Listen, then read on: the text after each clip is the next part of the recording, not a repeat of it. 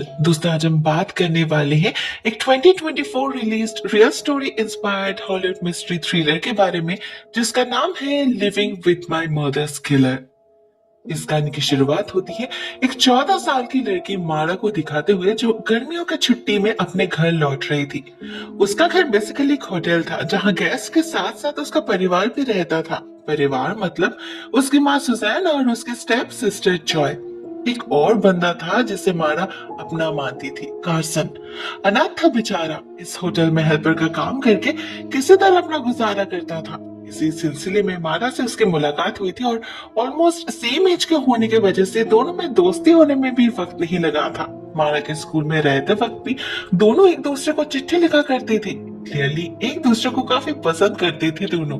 तो इतने दिनों बाद एक दूसरे को आमने सामने पाकर खुश तो होंगे ही, लेकिन उनकी यह खुशी ज्यादा दिन टिकती नहीं। अचानक ही एक हादसा हो जाता है। होटल में आए हुए कुछ बदमाश लड़के मारा को परेशान करने लगते हैं, जिससे नाराज होकर कार्सन उनकी पिटाई कर देता है। अब भले ही इसमें उसकी गलती नहीं थी, लेकिन फिर भी सुजैना को उसे नौकरी से निकालना ही पड़ता है। आखिर होटल के रेपुटेशन का सवाल था। ऑलरेडी उनका बिजनेस बहुत लॉस में चल रहा था, तो ऐसे में कुछ गिने चुने कस्टमर को और नाराज करना नहीं चाहती थी वो। एज द रिजल्ट कार्सन को बिना किसी एक्चुअल गलती के सबके सामने सर झुकाना पड़ता है। जिसे वो अपना घर मानता था उसे छोड़कर जाना पड़ता है।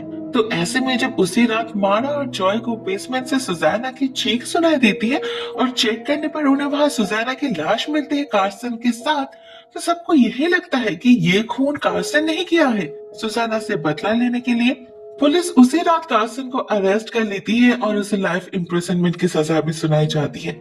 इसके बाद देखते देखते 14 साल बीत जाते हैं। हम देखते हैं मारा और जॉय अभी भी उसी होटल में रहते हैं और दोनों मिलकर किसी तरह इस बिजनेस को संभाल रहे हैं।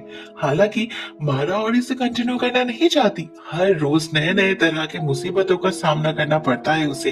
कभी कोई दरवाजा जैम हो रहा था तो कभी कोई रूम हीटर काम नहीं कर रहा था, कभी गीजर खराब हो रहा था तो कभी सप्लाईज टाइम पे पहुंच नहीं रहे थे। इतना सब कुछ वो अकेले कैसे संभाल पाती। जॉय का डिपार्टमेंट सिर्फ किचन और फूड सर्विस था, जिसके अलावा और किसी चीज पर नजर नहीं थी उसकी। और तो और अर्निंग भी तो कुछ खास नहीं हो रहा था। उल्टा इस चक्कर में मारा की तबीयत खराब होने लगी थी। उसे बीच बीच में बहुत डीजी फील होता था, चक्कर आते थे। डॉक्टर ने स्ट्रेस लेने से स्ट्रिक्टली मना किया था उसे। तो ऐसे में मजबूरन मारा को इस होटल को बेचने की डिसीजन लेना ही पड़ता है। आफ्टर ऑल उसका भी तो एक लाइफ है, कुछ एम्बिशंस है। वो एक राइटर बनना चाहती है, न्यूयॉर्क जाकर ग्रेजुएशन करना चाहती है, लेकिन इस होटल के चक्कर में कुछ भी पॉसिबल नहीं हो पा रहा। हालांकि जॉय इस बात से खुश नहीं है, लेकिन मारा जानती है कि वो भी धीरे धीरे सच्चाई को एक्सेप्ट कर लेगी। दूसरी तरफ हमें यह भी पता चलता है कि मारा एक किताब लिख रही है जिसका सब्जेक्ट वो खुद है। उसकी अपनी लाइफ, उसके माँ का डेथ और कार्सन। लेकिन उसकी कहानी में कार्सन कोई विलेन नहीं है, क्योंकि मारा यकीन ही नहीं करती कि वो गुनहगार है। वो जानती है उस रात जो कुछ भी हुआ था उसके पीछे जरूर किसी और का हाथ है। शायद इसीलिए अभी भी कार्सन के साथ कांटेक्ट में है मारा। हालांकि जेल में कभी उससे मिलने नहीं गई, लेकिन हर महीने दोनों एक दूसरे को चिट्ठी जरूर लिखते रहे। उनके लाइफ में क्या चल रहा है, आने वाले दिनों को लेकर उनका क्या प्लान है, सब कुछ शेयर करते रहे एक दूसरे से। ऐसे में जब मारा एक दिन अपने लिटरेचर क्लास में अपने किताब को लेकर डिस्कस करती है, तो एक लड़की जेल्डा उसके केस को लेकर कुछ ज्यादा ही इंटरेस्ट दिखाती है। कहती है कि वो क्रिमिनोलॉजी में ग्रेजुएशन कर रही है, ट्रू क्राइम्स में बहुत इंटरेस्ट है उसे। तो अगर मारा उसकी थोड़ी मदद कर दे तो वो अपने तरफ से इन्वेस्टिगेट कर सकती है, क्या पता उसे असली खूनी का पता चल जाए।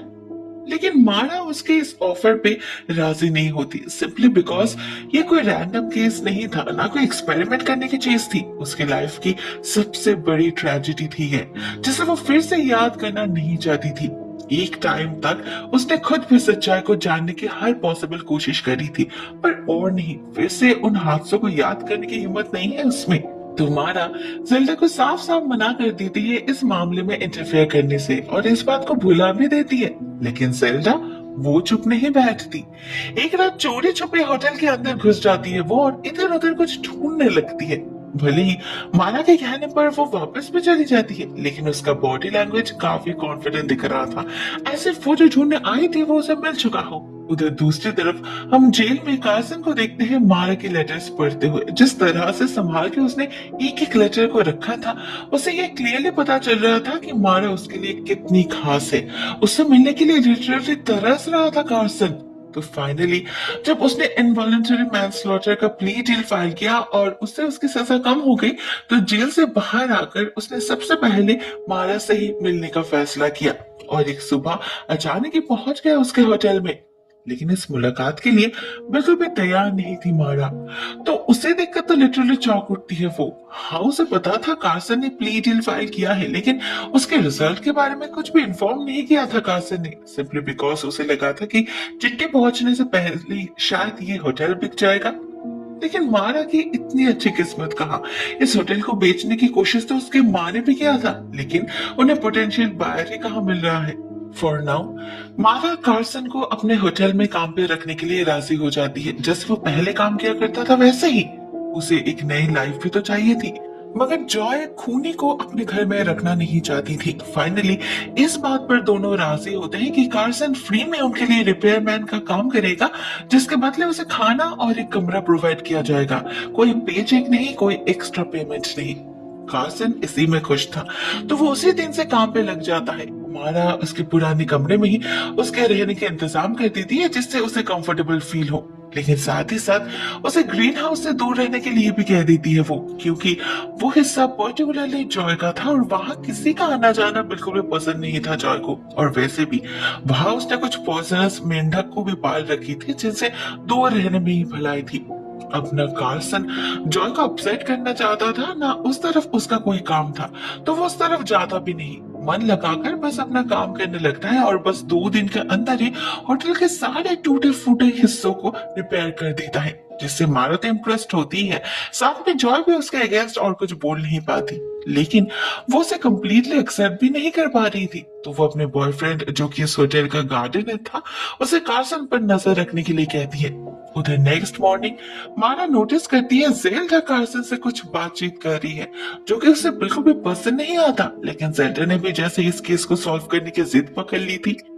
ऐसे में एक रात वो मारा से मिलकर कहती है कि उसे कार्सन के असलियत के बारे में पता है और उसे भी नहीं लगता कि वो दोषी है। एक नया क्लू मिला है उसे, जो पुलिस ने शायद इररिलेवेंट समझकर नजरअंदाज कर दिया था, लेकिन वही उनके लिए एक लीड बन सकता है। लेकिन उसके बारे में वो इस होटल में डिस्कस करना नहीं चाहती थी, इसलिए वो मारा को नेक्स्ट मॉर्निंग कैंपस में मिलने के लिए कहती है, जिस पर मारा भी राजी हो जाती है, क्योंकि कहीं ना कहीं वो भी तो सच्चाई जानने के लिए तड़प रही थी। बट जेल्डा उसे कुछ बता पाती इससे पहले ही कोई लाइब्रेरी में उसका खून कर देता है और उसके लाश को जमीन में गाड़ देता है। उसका फोन तो खून अपने पास रख लेता है, लेकिन उसका बैग वहीं पर रह जाता है लाइब्रेरी में। अब ये खूनी कौन है वो तो अंधेरे में हमें दिखाई नहीं देता, लेकिन जब नेक्स्ट मॉर्निंग मारा जेल्डा के लिए इंतजार कर रही थी, तब हमें वहां कार्सन भी दिखाई देता है। लेकिन उसे कैसे पता चला मारा यहाँ है? क्या वो उसका पीछा कर रहा था? पर क्यों? फिर जब काफी देर तक इंतजार करने के बाद फेडअप होकर मारा पीटर मतलब अपने एक्स हस्बैंड से मिलने चली जाती है, कार्सन वहां भी उसके पीछे पीछे जा पहुंचता है। क्लियरली पीटर से मारा को बात करते देख काफी जेलस फील कर रहा था कार्सन, जबकि दोनों सिर्फ काम की बातचीत कर रहे थे। पीटर एक रियल्टर है, तो वो इंटरेस्टेड बायर्स के बारे में इन्फॉर्म कर रहा था मारा को, लेकिन कार्सन से इतना भी सहन नहीं होता। वो कॉल करके मारा को होटल वापस बुला लेता है और दिखाता है किसी ने होटल का बैक डोर तोड़ दिया है। इसका बहाना देकर वो पूरे होटल में कैमरास भी लगवाता है, जो अपेरेंटली तो सिक्योरिटी पर्पस के लिए था, लेकिन इसमें उसका अपना फायदा भी छुपा था, जो हमें आगे पता चलेगा।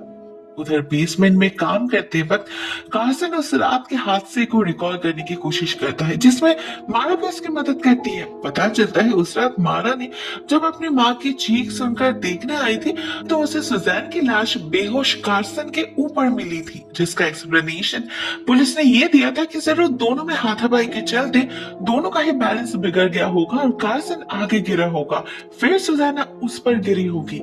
फिर भी कुछ सवाल तो रह ही जाते हैं, जैसे उस रात कार्सन बेसमेंट की खिड़की तोड़कर अंदर घुसा था, कांच के टुकड़े चारों तरफ बिखरे पड़े थे और उसका हाथ काट के खून भी बह रहा था, जिसकी बूंदें स्टेयरकेस के बस कुछ स्टेयर्स के ऊपर ही पड़ी थी मिडवे तक। टॉप तक तो वो कभी पहुंचा ही नहीं था।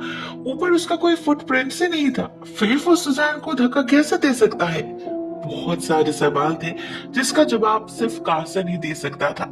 लेकिन उस रात वो इतना ड्रंक था कि उसके दिमाग में कुछ इम्प्रिंट ही नहीं हुआ। उसे तो बस बेसमेंट में घुसना याद है और फिर डायरेक्टली उसका होश लौटा था नेक्स्ट डे हॉस्पिटल में, जहां से उसे पुलिस स्टेशन ले जाया गया। आज इतने सालों बाद सेम जगह लौटकर उसे अजीब तो लग रहा था, लेकिन उसका दिमाग अभी भी ब्लैंक ही था। पर बहुत मुश्किल से सारे हादसे को याद करके एक क्लू वो जरूर दे पाता है कि उस रात जब वो बेसमेंट में था तब उसे ऊपर कोई बहस सुनाई दी थी, लाइक कोई हीटेड आर्गुमेंट चल रहा था सुजैन और किसी आदमी के बीच। अब उस रात होटल में ज्यादा कोई गेस्ट था नहीं, बस उनका एक रेगुलर बोर्डर मिस्टर गटमैन थे। लेकिन वो तब भी होटल के बाहर ही थे। सुजैन की चीख सुनकर अंदर आए थे वो भी मारा के साथ। तो वो तो खूनी नहीं हो सकती, लेकिन उन्हें कुछ पता जरूर हो सकता है।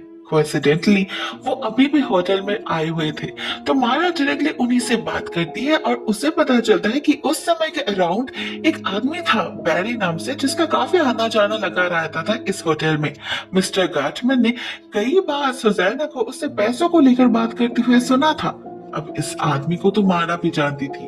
उसे पता था उसके माँ ने $10,000 का लोन लिया था उस बैरी से। तो क्या उसी पैसे के चक्कर में उनका खून हुआ? बहुत सारे सवाल चल रहे थे मारा के दिमाग में। इसलिए वो और कार्सन उसी दिन बैरी से जाके मिलते हैं। एड्रेस तो रजिस्टर में ही था, लेकिन वहां जाके मारा को पता चलता है बैरी तो सुजैन के खून के वक्त स्टेट में ही नहीं था, किसी काम से बाहर गया हुआ था। और रही बात गुंडे हायर करने की, तो वो ऐसा क्यों करेगा? $10,000 उसके लिए कोई बड़ी बात नहीं है। और उसे पता था सुजैना ने वो पैसे अपने मेडिकल ट्रीटमेंट के लिए उधार लिया था, जो वो चुकाने की हालत में नहीं थी, इसीलिए उसने भी कभी उसे फोर्स नहीं किया। अब ये बीमारी वाली बात मारा के लिए नई थी। उसे तो कभी पता ही नहीं था कि उसकी माँ बीमार थी। लेकिन आखिर क्या बीमारी थी उसे? बैरी के प्लेस से खाली हाथ लौटने के बाद जब फिर से एक बार मारा एक डेट एंड तक पहुंच चुकी थी, तो यही सवाल सताने लगता है उसे। उसके माँ ने कभी उसे कुछ बताया क्यों नहीं? ऐसे में कार्सन उसका बहुत साथ देता है। कहता है बचपन में उसके माँ ने भी सुसाइड किया था जब वो सिर्फ 8 साल का था। काफी सालों तक उसे ऐसा ही लगता रहा कि अगर वो उनकी मदद कर पाता तो शायद आज वो जिंदा होती। लेकिन असली सच्चाई तो ये है कि जो होना था वो हो चुका, उसे और बदला नहीं जा सकता, तो उसे एक्सेप्ट करने में ही भलाई है। मारा भी खुद को यही कहकर तसल्ली देती है और इस प्रोसेस में कहीं ना कहीं कार्सन और थोड़ा करीब आ जाता है मारा का। वो कार्सन पर ब्लाइंडली भरोसा करने लगी थी। मगर यहाँ सवाल ये था कि क्या कार्सन सच में इतना भरोसा डिजर्व करता था? शायद नहीं, क्योंकि उसी रात हमें पता चलता है कि उसने मारा के बाथरूम में एक सीक्रेट कैमरा इंस्टॉल किया है, जिसे सिर्फ और सिर्फ वो ही एक्सेस कर सकता है अपने लैपटॉप में। मतलब इसीलिए वो मारा को कैमरास इंस्टॉल करने के लिए इतना फोर्स कर रहा था। ये असली पर्पस था उसका। उसकी इस घिनौने इंटेंशन के बारे में बेचारे मारा को तो भनक तक नहीं थी, लेकिन जॉय, उसे पहले दिन से ही शक था इस कार्सन पर, तो वो चोरी छुपे उस पर नजर भी रख रही थी। अपने पर्सनल टाइम में वो क्या करता है, किसी से बात करता है या नहीं, सारी चीजों पर नजर थी उसकी। इतने दिनों तक तो उसे कुछ नहीं मिला, लेकिन आज मिल सकता था। वो बिल्कुल सही समय कार्सन के खिड़की के पास पहुंच चुकी थी, लेकिन वो अंदर झांकी इससे पहले कार्सन उसे देख लेता है, तो जॉय को वहां से भागना ही पड़ता है। लेकिन इसके बाद भी वो चुप नहीं बैठती। इसी हादसे को बहाना बनाकर वो मारा के सामने कार्सन को कैरेक्टरलेस साबित करने की कोशिश करती है, जो कि इन रियलिटी तो वो था। लेकिन इस पॉइंट पे जॉय जो बहाना देती है वो उल्टा उसी पर भारी पड़ता है, क्योंकि मारा समझ चुकी थी कि जॉय कार्सन पर नजर रख रही थी, जो कि उसे बिल्कुल भी पसंद नहीं आता। इधर मारा से डांट खाकर जॉय का गुस्सा तो और बढ़ जाता है। वो उसी वक्त पीटर को कॉल करके कार्सन के असलियत के बारे में बता देती है। कह देती है कि ये वही कार्सन है जिसने सुजाना का खून किया था और अभी मारा उसे लेकर अपने घर में रख रही है। इससे पीटर भी नाराज हो जाता है और नेक्स्ट डे होटल में आकर मारा को कन्विंस करने की कोशिश करता है ताकि वो कार्सन को निकाल दे। लेकिन बीच में अचानक कहीं से कार्सन आ जाता है, जो बहुत अग्रेसिव टोन में बात करने लगता है पीटर के साथ में बार बार वो उसे करेक्ट भी करता है कि मारा उसकी एक्स वाइफ है, वाइफ नहीं है, तो वो उसके किसी भी डिसीजन में दखल अंदाजी नहीं कर सकता। कार्सन के बिहेवियर से ये क्लियरली पता चल रहा था कि वो कितना जेलस है, मारा को लेकर कितना पॉजेसिव है वो। जो और पीटर दोनों को ये समझ आ रहा था कि उसका इंटेंशन ठीक नहीं है। वो अपनी मीठी मीठी बातों से मारा को फंसाने की कोशिश कर रहा है, लेकिन न जाने क्यों सिर्फ मारा ही उसके बातें समझ नहीं पा रही थी। उसे तो अभी भी कार्सन में अपने चाइल्डहुड का वो दोस्ती नजर आ रहा था, मगर पीटर वो सब कुछ देखकर चुप नहीं बैठ पाता। उसे कार्सन का बॉडी लैंग्वेज काफी सस्पिशियस लगता है। वो बंदा मारा के सामने एक तरह से बिहेव कर रहा था और पीछे किसी और तरह से। तो पीटर उसी दिन कार्सन के प्रिजन सेल में कॉल करता है और उसके बारे में जानकारी निकालने की कोशिश करता है। 14 साल बिताया है उसने वहां, उसके ट्रू नेचर के बारे में उनसे ज्यादा और किसे पता होगा। इन द मीन टाइम इधर होटल में मारा डिसाइड करती है कि उसके माँ की बीमारी के बारे में पता लगाएगी। वो हॉस्पिटल में जाकर रिकॉर्ड्स निकालने की कोशिश करती है, लेकिन हॉस्पिटल वाले कहते हैं कि वो रिकॉर्ड्स तो ऑलरेडी उनके किसी फैमिली मेंबर ने पिकअप कर लिया है, वो भी रिसेंटली किसी सेट एलिस नाम के औरत ने। अब ये नाम से तो बस एक ही इंसान का नाम याद आ रहा था मारा को, सेल्डा। मतलब उसने भी सुजाना के मेडिकल रिकॉर्ड्स के बारे में पता किया है, पर क्यों? क्या यही था उसका वो हिडन क्लू? इन सारे सवालों के जवाब पाने के लिए मारा को जेल्डा की बहुत जरूरत थी, लेकिन वो तो बेचारी चाहकर भी और उसकी मदद नहीं कर पाती। मगर इसी बीच जब मारा अपने क्लास में जाती है तो अपने टीचर से उसे पता चलता है लाइब्रेरी में जेल्डा का बैग मिला है। तो मारा भी इस बात का फायदा उठाती है। वो उस बैग को जेल्डा तक पहुंचाने के बहाने अपने घर ले आती है। उसे यकीन था इसके अंदर कुछ ना कुछ काम का जरूर मिलेगा उसे, लेकिन उसे वहां सिर्फ जेल्डा का वॉइस रिकॉर्डर मिलता है जिसमें उसने ये एक्सेप्ट कर लिया था कि उसी ने हॉस्पिटल से सुजाना का मेडिकल रिपोर्ट्स निकाली है और उनसे उसे पता चला है कि सुजाना के खून में डॉक्टर्स को एक एबिबिटाडीन नाम की सब्सटेंस मिला है जो उसके डिजीनेस और ब्रेथलेसनेस का कारण था। और इसका डोज थोड़ा सा भी ज्यादा होने पर सुजाना पैरालाइज्ड भी हो सकती थी। लेकिन भला इससे उसके खून का क्या ताल्लुक? मारा को तो कुछ समझ नहीं आता। ना वो पूरा रिकॉर्डिंग सुन पाती है। अचानक ही कुछ काम आ जाता है उसे, तो वो रिकॉर्डर को अपने ड्रॉयर में ही छोड़ देती और फिर उसके लाइफ में एक के बाद एक कुछ ऐसे हादसे होने लगते हैं कि उसे फिर मौका ही नहीं मिलता चैन से बैठकर कभी उस रिकॉर्डिंग को पूरा सुनने का। पहले हादसे की शुरुआत होती है जॉय से। हम देखते हैं वो मारा के एब्सेंस में होटल का डिपॉजिट बैग चुरा लेती है जिसमें उनके सारे पैसे थे। फिर अपने बॉयफ्रेंड यानी कि उस गार्डनर से जाकर कहती है उस बैग को कार्सन के कमरे में छुपा देने के लिए। साथ ही साथ सारे सीसीटीवी फुटेजेस भी डिलीट कर देती है जॉय। उसे लगा था ऐसा करके वो कार्सन को चोर साबित कर पाएगी, लेकिन कार्सन इतने आसानी से फंसने वालों में से नहीं था।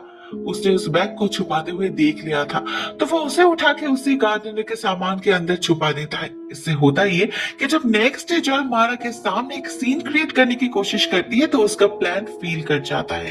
कार्सन का पूरा कमरा ढूंढ के भी कहीं नहीं मिलता वो बैग, जिससे जॉय बहुत नाराज हो जाती है और कार्सन को उल्टा सीधा कहने लगती है। इससे दोनों बहन के बीच झगड़ा भी हो जाता है, जिससे मारा इतना नाराज हो जाती है कि जॉय को यहाँ से चले जाने के लिए कहती है। वैसे भी वो लोग बहुत जल्द इस होटल को बेचने वाले हैं, आज हो या कल उन्हें कोई ना कोई नया घर तो ढूंढना ही है। तो आज अगर जॉय को कार्सन को लेकर इतना प्रॉब्लम हो रहा है तो वो चली क्यों नहीं जाती?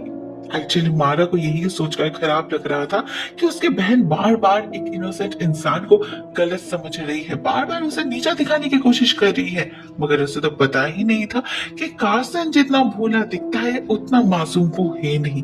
जैसे उसी दिन वो जॉय के बर्ताव से इंसल्टेड होकर ये होटल तो छोड़ देता है, लेकिन जाते जाते वो मारा को उस गार्डनर के बारे में बताकर भी जाता है कि उसने उसी को देखा था डिपॉजिट बैग चुराते हुए। और तो और चोरी छुपे जॉय के ग्रीन हाउस के अंदर भी एक बर्निंग कोल में रख देता है वो, जिससे चारों तरफ इतना धुआं भर जाता है कि सबको लगता है जरूर अंदर आग लगी होगी, जिससे सभी पैनिक करने लगते हैं। जिसका फायदा लेकर कार्सन खुद सेवियर बनकर वहां पहुंच जाता है और जॉय को रेस्क्यू करता है। इससे जैसे एक तरफ वो जॉय के गुड लिस्ट में आ पाता है, साथ ही साथ मारा को इम्प्रेस करने का एक मौका भी मिल जाता है उसे। लेकिन इन सब चक्कर में मारा इतना स्ट्रेस्ड आउट हो जाती है कि वहीं पर बेहोश होकर गिर जाती है बेचारी। पिछले कई दिनों से लगातार बीमार पड़ रही थी वो। कभी कभी तो उसके हाथ पैर इतने ठंड पर जा रहे थे कि उन्हें हिला भी नहीं पा रही थी।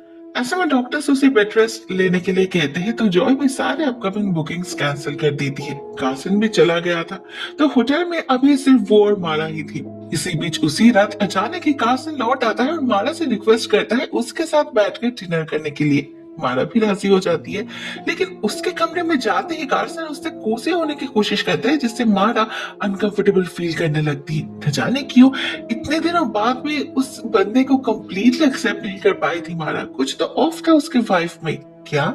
उसका जवाब उसी रात मारा को मिल जाता है, जब उस रात पीटर कार्सन के सेल में जाकर सुपरवाइजर से बात करता है। इतना सब कुछ हो जाने के बाद भी उसके दिल से कार्सन को लेकर शक जा नहीं रहा था, लेकिन वहां जाकर उसे जो पता चलता है उसकी उम्मीद बिल्कुल भी नहीं थी उसे। पीटर को लिटरली झटका लगता है जब वो सुपरवाइजर उससे कहता है कि ये बंदा तो असल में कार्सन है ही नहीं, ये तो ट्रेवर है, कार्सन का सेलमेट। एक साइको मर्डरर है वो, जिसने अपने ऑब्सेशन के चलते एक लड़की का किडनैप करके उसका खून किया था। अपने माँ के सुसाइड के बाद से दिमागी हालत ठीक नहीं है उसकी। अरे यही बात है, जब पीटर कॉल करके मारा को बताता है तब तो डर से मारा की हालत ही खराब हो जाती है। वो भागने की कोशिश तो करती है, लेकिन तब तक ऑलरेडी लेट हो चुका था। कार्सन एके ट्रेवर ने उस पर गन पॉइंट कर रखा था। वो कहता है मेल सेक्शन में काम करते वक्त ही उसे जब मारा के लेटर्स के बारे में पता चला था, तब से ही उसके प्यार में पड़ चुका है वो। लास्ट एक साल से तो उसने असली कार्सन तक ये लेटर्स पहुंचने भी नहीं दिया, वो ही उन्हें पढ़ता था और वो ही जवाब भी देता था। जेल में बैठकर ही उसने मन बना लिया था कि वो अपनी बाकी की लाइफ मारा के साथ ही बिताएगा। इस शहर से दूर कार्सन, जॉय, पीटर सबसे दूर ले जाएगा उसे। एंड आज फाइनली वो वक्त आ चुका है। उसे पता है मारा को इससे प्यार करती है, तो देर किस बात की। वो मारा को एक पेन देता है और एक गुड बाय लेटर लिखने के लिए कहता है, लेकिन मारा ऐसा नहीं करती। उल्टा वही पेन उठाकर ट्रेवर के गले में घुसा देती है, जिससे वहीं पर उसकी मौत हो जाती है। मारा फाइनली सेफ तो थी, लेकिन इतने बड़े हादसे का असर उसके तबीयत पर जरूर पड़ता है। सीवियरली ट्रॉमेटाइज्ड हो चुकी थी वो। उसे आखिर एक बहुत बड़ा झटका जो लगा था, वो यकीन ही नहीं कर पा रही थी कि उस बंदे ने उसे इतना बड़ा धोखा दिया। पूरा टाइम नाटक करता रहा उसके साथ, वो बातें, वो याद करने की कोशिश, वो सब कुछ झूठ था। और शायद इसीलिए कार्सन बिना कुछ कहे इतनी जल्दी इस होटल से निकल भी गया था, क्योंकि उसे कहीं ना कहीं डर लग रहा था कि जॉय को शायद उसके असलियत के बारे में पता चल जाएगा, जो वो नहीं चाहता था। अब शौक इतना बड़ा था तो उससे उभरने में टाइम भी काफी लग जाता है मारा को। मेंटल एंड फिजिकली दोनों तरह से ही वो बहुत ही ज्यादा कॉम्प्रोमाइज्ड हुई थी। पहले से भी ज्यादा वीक पड़ चुकी थी वो, जिससे उसे फिर से एक बार हॉस्पिटलाइज होना पड़ता है और फिर से उसे कुछ टेस्ट भी करने पड़ते हैं। उसे लगा था इस बार भी डॉक्टर जरूर उसे रेस्ट लेने के लिए कहेंगे, मगर इस बार जब मारा को अपना ब्लड रिपोर्ट मिलता है तो एक चीज पर नजर पड़ती है उसकी। मारा नोटिस करती है उसके ब्लड में भी एपीबेटाडीन का ट्रेस मिला है, वही सब्सटेंस जो उसके माँ के ब्लड में था। अब इसे पढ़कर उसे तुरंत ही जेल्डा के वॉइस रिकॉर्डर की याद आ जाती है और इस बार वो उस रिकॉर्डिंग को पूरा सुनती है। लेकिन उससे उसे जो झटका लगता है उसके लिए मारा बिल्कुल भी प्रिपेयर्ड नहीं थी। उसे पता चलता है एपीबेटाडाइन असल में एक ऐसा पॉइजन है जिसे फ्रॉग पॉइजन भी कहा जाता है। एक पर्टिकुलर टाइप के पॉइजनस फ्रॉग्स के शरीर से ये जहर निकलता है, एक्जैक्टली जैसे फ्रॉग्स इस होटल के ग्रीन शेड में है। जेल्डा का इशारा जॉय के पेट फ्रॉग्स की तरफ था, लेकिन उनका जहर मारा और सुजैना के खून में कैसे मिल सकता है? वो तो वहां कभी जाते भी नहीं थे। तो क्या इसका मतलब कोई डेलिबरेटली उन्हें पॉइजन दे रहा था? पर कौन? जॉय? उसकी बहन? ये ख्याल दिमाग में आते ही मारा की तो तबीयत ही खराब होने लगती है। वो उसी वक्त ग्रीन शेड में जाती है और जॉय के सामान में चेक करती है तो उसे वहां सच में कुछ छोटे छोटे बॉटल्स मिलते हैं जिस पर उसका नाम लिखा था। तो जॉय यही खिला रही थी उसे खाने में मिलाकर, पर क्यों? मारा जब ये सोच रही थी तो उसे वहीं पर एक और चीज मिलती है जिससे उसका तो होश ही उड़ जाता है। उसे वहां जेल्डा के ग्लासेस मिलती है, जिसके बिना तो उसने कभी जेल्डा को देखा ही नहीं। लेकिन ये यहाँ कैसे पहुंची, इसके बारे में सोचने का मौका मारा को नहीं मिलता। उससे पहले जॉय पीछे से आकर उसे कुछ इंजेक्ट कर देती है, जो शायद एपीबेटाडीन का ही हाई डोज था, क्योंकि उसके शरीर में जाती ही मारा काइंड ऑफ पैरालाइज्ड हो जाती है। जिसका फायदा लेकर जॉय उसे एक चेयर पे बिठा के बेसमेंट की तरफ ले जाती है और बताती है अभी उसे पता चलेगा उसके माँ के साथ क्या हुआ था। पिछले 14 साल से जिस सवाल का जवाब वो ढूंढ रही है, आज फाइनली उसे वो मिलने वाला है। साथ ही साथ कुछ सेल्फ एक्सप्लेनेशन भी देती है जॉय। बताती है वो स्टार्टिंग से ही सुजैना को सहन नहीं कर पाती थी, इसीलिए वो स्लो पॉइजनिंग कर रही थी उसे। लेकिन जब फाइनली उसने उस होटल को बेचने की बात करी तब वो जॉय से सहन नहीं हुआ। उस रात उसने इंटेंशनली सुजैना के ड्रिंक में एपिबेटाडाइन का हाई डोज मिलाया था ताकि वो तड़पे। लेकिन तभी बेसमेंट में खिड़की टूटने की आवाज हुई, कार्सन का एंट्री हुआ और उसे देखने के चक्कर में सुजैना नीचे गिर गई और उसकी मौत हो गई। सारा दोष बेचारे कार्सन पर चला गया तो किसी को शक भी नहीं हुआ। जॉय को लगा था सुजैना की मौत के बाद वो और मारा एक साथ खुशी खुशी यहाँ रह पाएंगे, लेकिन जब से उसे पता चला है कि माना भी इस होटल को उसके घर को बेचने की सोच रही है, तब से उसे भी मारने का प्लान बना लिया था जॉय ने। आखिर वो लोग होते कौन है इसे बेचने वाले? ये उसका घर है, उसके डैड का बनाया हुआ। लेकिन उसके डैड ने मरने के वक्त ये सुजैना के नाम कर गए थे, जो उसके मौत के बाद मारा को मिला। ये लोग जॉय को उसी के घर से दूर करना चाहते थे। ये जॉय कैसे सहन कर ली थी? इसीलिए तो उसने उसके खाने में जहर मिलाना शुरू किया ताकि वो भी सुजैना की तरह कमजोर पड़ जाए। लेकिन इसी बीच उनके बीच आकर हाजिर हुए दो लोग, दो कांटे, जेल्डा और कार्सन। जेल्डा कुछ ज्यादा ही करीब पहुंच चुकी थी सच्चाई की, तो उसे तो मरना ही था। जॉय ने उसे भी इसी पॉइजन का हाई डोज से मारा था। और रही बात कार्सन की, अगर वो खुद नहीं जाता तो उसे भी मरना पड़ता, जो थैंकफुली नहीं हुआ। मारा ने खुद उस कांटे को हटा दिया और आज फाइनली उसकी बारी है। अगर उसे सच्चाई ना पता चला होता तो शायद जॉय उसे और कुछ दिन बख्श देती, लेकिन अभी उसके पास और कोई ऑप्शन नहीं है। उसका टाइम आ गया है अपनी माँ के पास जाने का। जॉय फुली प्रिपेयर्ड थी हर तरीके से। इस बार तो उसने पॉइजन को पानी में डाइल्यूट भी कर दिया था ताकि खून में उसका ट्रेस ना मिले। अभी बस मारा को पुश करने की देर थी, बस कुछ ही कदम नीचे उसकी मौत उसका इंतजार कर रही थी। लेकिन इतना सब कुछ प्लान करके भी कुछ फायदा नहीं होता। हर वक्त पर मारा की मोबिलिटी वापस आ जाती है। पानी में डाइल्यूट करने के कारण जहर का असर कम हो चुका था, तो वो जॉय से हाथापाई करने लगती है, जिससे उसकी जगह जॉय का बैलेंस बिगड़ता है और सीढ़ियों से नीचे गिरने के कारण जॉय की गर्दन टूटकर उसकी मौत हो जाती है। आखिरकार अपने कर्मों की सजा मिल ही जाती है जॉय को। अपने घर में भी मौत मरना पड़ता है उसे। एट द एंड हम मारा को देखते हैं इस होटल को बेचकर न्यूयॉर्क शिफ्ट करते हुए। आखिरकार उसका राइटर बनने का सपना पूरा होने जा रहा था, लेकिन जाते जाते वो एक और अधूरा काम भी पूरा कर जाती है। कार्सन के जेल से छूटने के बाद उससे मिलने जाती है वो। आखिरकार उसे भी तो लाइफ में बहुत कुछ भुगतना पड़ा, बेवजह बिना किसी दोष के 14 साल बिताना पड़ा जेल में, तो थोड़ा सपोर्ट तो वो भी डिजर्व करता है ना। The end. दोस्तों, कहानी यहीं पर एंड हो जाती है। आई होप ये कहानी आपको पसंद आई होगी। कमेंट सेक्शन में अपने थॉट्स शेयर जरूर करना दोस्तों। आज के लिए बस इतना ही। Thank you so much for watching this video.